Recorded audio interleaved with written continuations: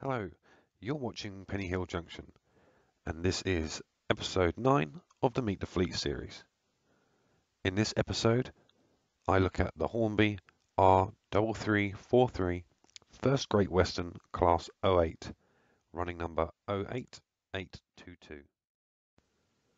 The Class 08060 diesel electric shunter, which was based on the prototype LMS designs, became British Railway's largest fleet of locomotives.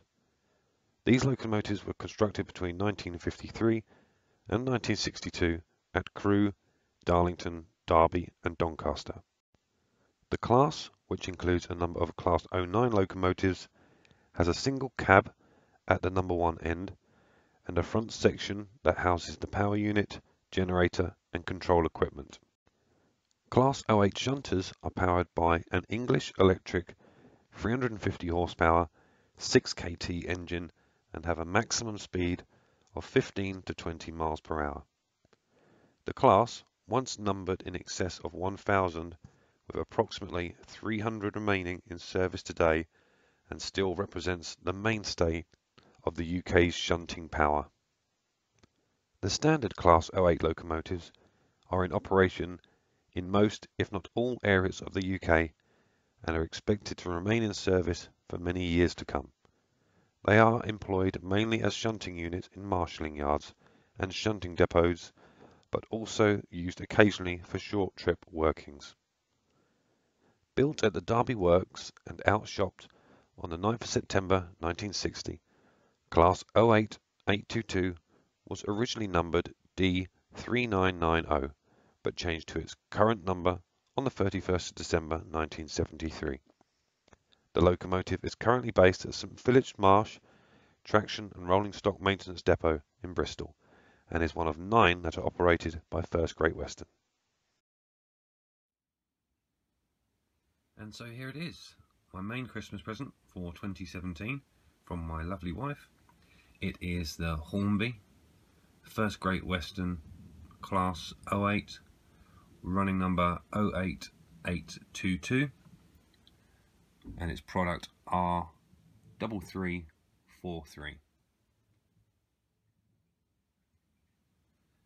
This loco, as you can see, is DCC ready and takes an 8-pin decoder. So for this particular model, I have purchased a Hornby 4-function loco decoder, which is product number R8249.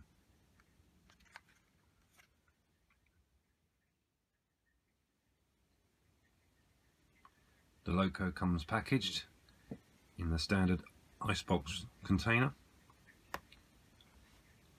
also with polystyrene top and bottom for additional protection.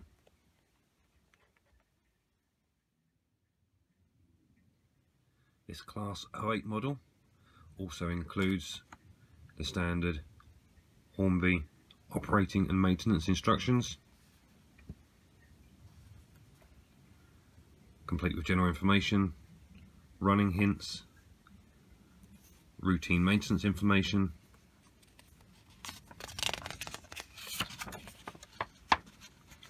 as well as instructions on lubrication and removal of the locomotive body in preparation for installation of an 8-pin DCC decoder.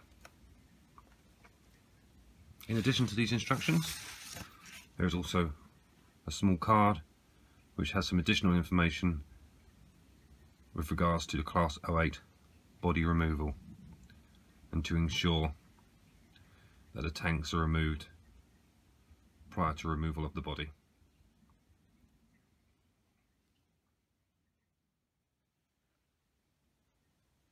So with the loco now removed from its container, one thing to point out from this particular container, whereas on many models the accessory pack sits inside the container, normally sort of just above the loco, on this particular model it's tucked away there at the bottom. As you can see, the various pipes etc. are just sat behind the bottom. I won't be fitting those just yet. I'll do them at a later date in the future.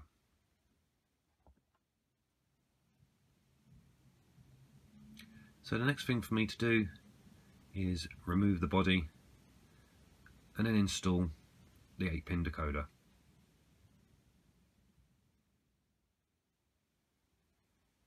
So before I move the body, I mentioned that this comes with a card which has additional instructions on how to remove the tanks, which are on the underside at the front of this loco. These tanks must be removed prior to removal of the body.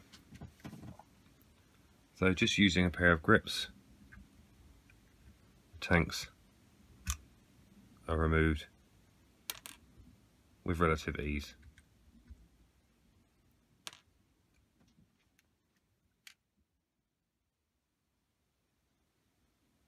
Okay, so now that the tanks are removed, before I can remove the body, there are 4 screws I need to take out.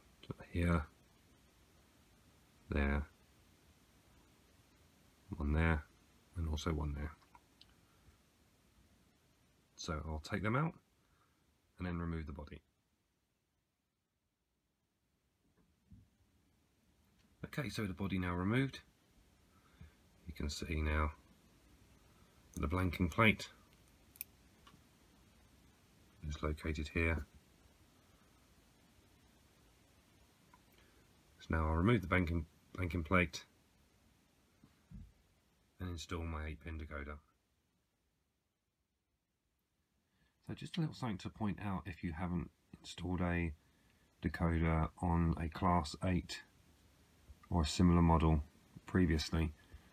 So I've just noticed that in order to access the blanking plate, first of all I had to remove this tape, but also had to prise apart all these wires which are all bunched together on top of the blanking plate. So I've had to separate all these wires in order to access the blanking plate.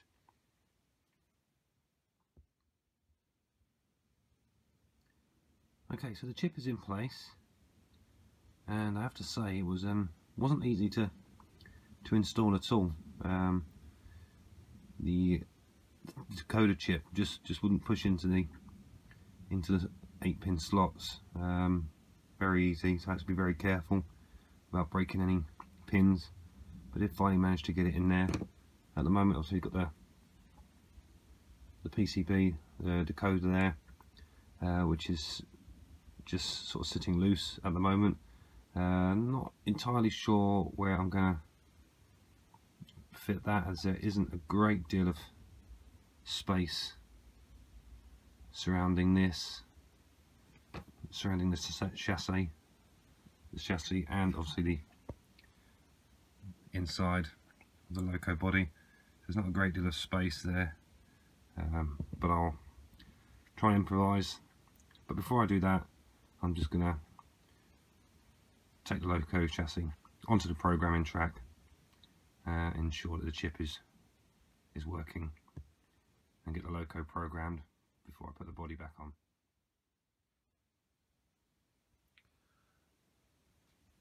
Okay, so I installed the Hornby decoder, put it on the programming track.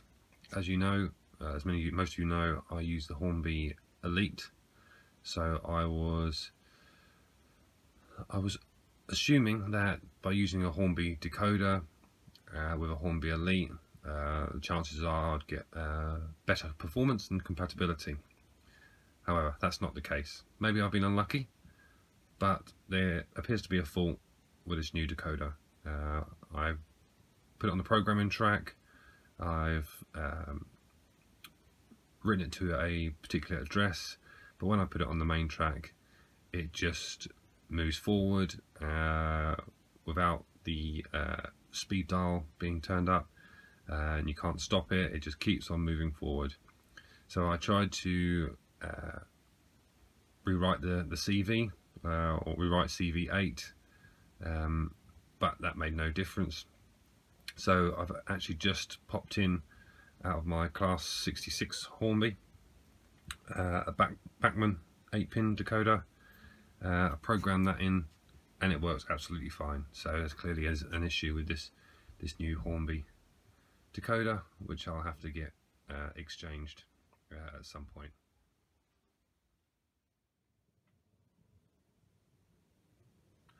Okay, so now with a different decoder installed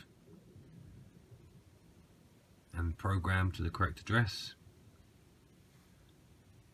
finally we can send this little gronk on its way.